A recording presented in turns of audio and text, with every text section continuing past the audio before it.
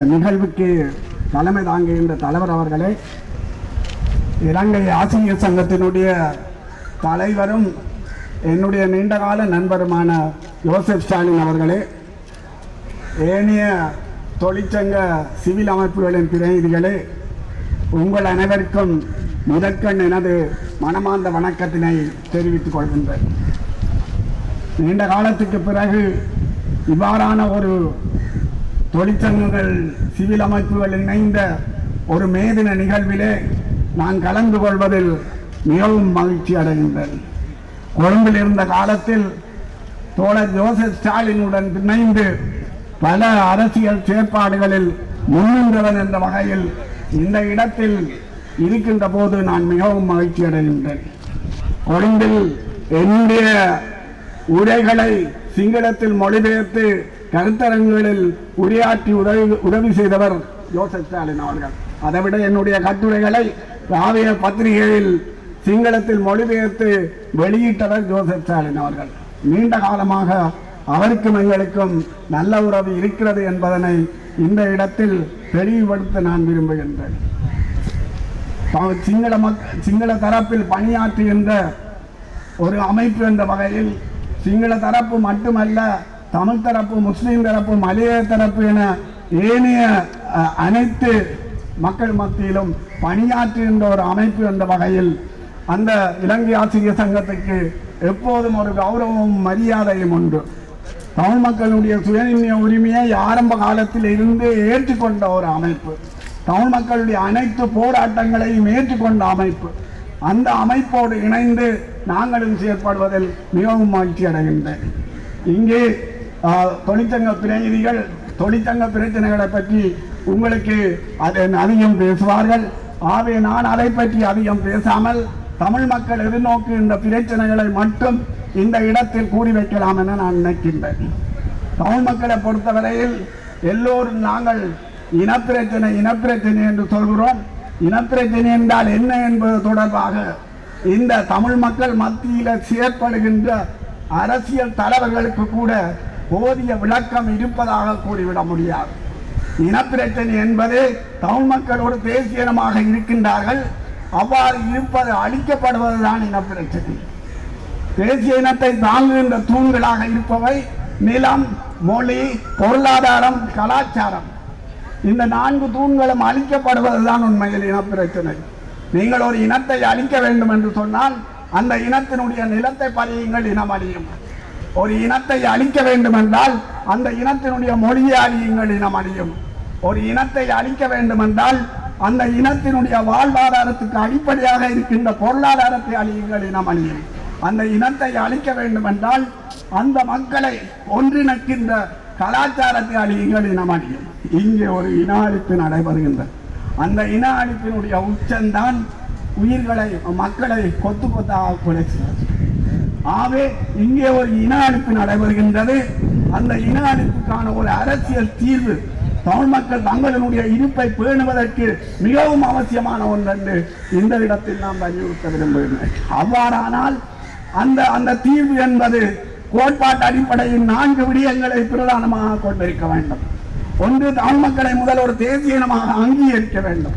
2வது, தமிழ் மக்களினுடைய ஆட்சி அதிகாரமான இளமையை அங்கீகரிக்க வேண்டும். 3வது, ஒரு தேசிய இனத்துக்கு தன்னுடைய தளர்த்தியை தானே நிர்ணயிக்கின்ற சுயநிர்ணய உரிமை இருக்கு. அந்த சுயநிர்ணய உரிமையை அங்கீகரிக்க வேண்டும். 4வது, அந்த சுயநிர்ணய உரிமையை நடைமுறைப்படுத்துவதற்கான ஆட்சி பொறிமுறையை உருவாக்கணும். அந்த ஆட்சி பொறிமுறை இலங்கை என்ற அரசு அதிகார கட்டமைப்புக்குள் செயற்படுவது என்றால் அது ஒரு சுயநிர்ணய உரிமையுடைய சமஷ்டி ஆட்சியாகத்தான் இருக்கும். அந்த சமஷ்டி ஆட்சி கோரிக்கையை தான் நாங்கள் தொடர்ச்சியாக முன்வைக்கின்றோம்.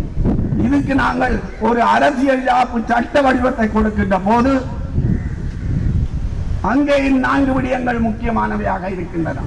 ஒன்று, தமிழ் மக்களினுடைய தாய ஒருமைப்பாடு, வடகிழக்கு இணைந்த அதிகார அலகு என்பதை தமிழ் மக்களால் நாங்கள் ஒருபோதுமே விட்டுவிட முடியாது. ஏனென்றால் தமிழ் மக்களுடைய கூட்டிருப்பை, கூட்டுரிமையை, கூட்டு அடையாளத்தை பேணுகின்ற ஒரு அடையாளம் அந்த வடகிழக்கு இணைப்பு என்பதுதான். அது இல்லை என்று சொன்னால் கூட்டிருப்பும் இல்லை, கூட்டுரிமையும் இல்லை, கூட்டு அடையாளமும் இல்லை. ஆகவே நாங்கள் அதனை விட்டுக்கூட முடியாது. அடுத்தது, தமிழ் மக்களுக்கு சுயநிர்ணய உரிமையுடைய அதிகாரங்கள் தேவை. ஏன் தேவை என்று சொன்னால், இந்த நீண்ட இன அழிப்பு காரணமாக தமிழ் மக்களோட 50 வருஷம் பின்னங்கி இருக்கின்றார்கள். அந்த 50 வருஷ இடைவெளியை நிரப்புவதற்கு தமிழ் மக்களுடைய கைகளில் நிறைய அதிகாரங்கள் தேவையாக இருக்கிறது. இரண்டாவது, அவர்களோட தேர்தீனம் என்ற வகையில் சுயநிர்ணய உரிமைக்கு புறப்பாதையே உரித்துடையவர்கள். ஆக எங்களுக்கு சுயநிர்ணய உரிமையுடைய சுவாட்சி அதிகாரங்கள் தேவை. இதே போல மத்திய அரசில் தமிழ் மக்கள் ஒரு தேர்தீனமாக பங்கு பெற்றுவதற்குரிய பொறிமுறை தேவை. நாலாவது, இந்த வழங்கப்பட்ட சுயாட்சி அதிகாரங்களுக்கான பாதுகாப்பு தேவை. ஏனென்று சொன்னால், எங்களுக்கு இந்த ஏற்கனவே ஒரு கையால கொடுத்து போட்டு மறுகையால பறித்த அனுபவம் எங்களுக்கு வரலாறு முழுவதுமே இருக்கின்றது. சோல்வரி யாப்பினுடைய 29வது பிரிவு தொடக்கம் வடகிழக்கு இணைப்பின் ஊடாக தமிழ் மொழி அரச கர்ம மொழி வரை அந்த அனுபவம் இருக்கின்றது. ஆகவே அந்த சுயாட்சி அதிகாரங்களுக்கான பாதுகாப்பு தமிழ் மக்கள் இருக்கணும். ஆகவே இங்கே இணைந்ததுதான் தமிழ் மக்களுக்கான அரசியல் தீர்வாக இருக்க வேண்டும் என்று இந்த இடத்தில் நாங்கள் வலியுறுத்த விரும்புகின்றோம். இதற்கு இல்லாத ஒரு அரசியல் தீர்வு ஒருபோதுமே அரசியல் தீர்வாக அமைய மாட்டாது என்பதை இந்த இடத்தில் உறுதியாக கூறி வைக்க விரும்புகின்றேன். இன்றைக்கு தமிழ் மக்களை பொறுத்தவரையில் 5 பிரதான பிரச்சனைகளுக்கு முகம் கொடுக்கின்றார்கள். ஒன்று, அரசியல் தீர்வு என்ற அடிப்படை பிரச்சனை. இரண்டாவது, நடந்த இன அழிப்புக்கு பொறுப்பு கூறுற பிரச்சனை. மூன்றாவது, நாளோடு நடக்கின்ற ஆக்கிரமிப்பு பிரச்சனை. நாலாவது, காணி பறிப்பு, அரசியல் கைதிகள் விடுதலை, 4000 நாட்களுக்கு மேலாக போராடி கொண்டிருக்கின்ற காணாமல் போன அம்மாமார்களுடைய பிரச்சனை. அந்த பிரச்சனைகளை எல்லாத்தையும் தீர்க்க வேண்டிய தேவை இருக்கு. நாலாவது, அடுத்த விடயம் தமிழ் மக்கள் சந்திக்கின்ற அன்றாட பிரச்சனை. போரினால பாதிக்கப்பட்ட மக்கள் உட்பட தமிழ் மக்களுடைய அன்றாட பிரச்சனை ஒரு பிரச்சனையாக இருக்கிறது.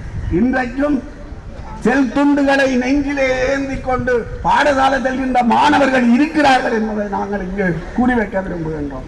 முள்ளங்கண்டு இயங்காமல் படுக்கையிலேயே தொடர்ச்சியாக இருக்கின்ற 500க்கும் மேற்பட்டவர்கள் இருக்கிறார்கள் என்பதை நினைவுபடுத்த விரும்புகிறோம். 95,000 விதவைகள் இருக்கின்றார்கள் என்பதை நினைவுபடுத்த விரும்புகின்றோம். ஆகவே இவற்றையெல்லாம் தீர்க்கக்கூடியதான வகையில் ஒரு அரசியல் தீர்வு அமைய வேண்டும் என்பதே எங்களுடைய விருப்பம்.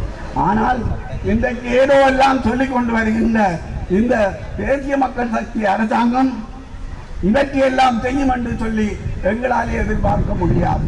வடகிழக்கு இணைப்பை பிரித்த கட்சி இந்த தேசிய மக்கள் சக்தி.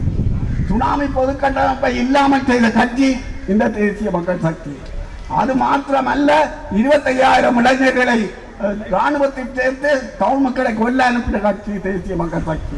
ஆகவே அந்த தேசிய மக்கள் சக்தியை எப்படி நாங்கள் ஆதரிப்பது என்கின்ற பிரச்சனை எல்லாம் இங்கே இருக்கின்றது.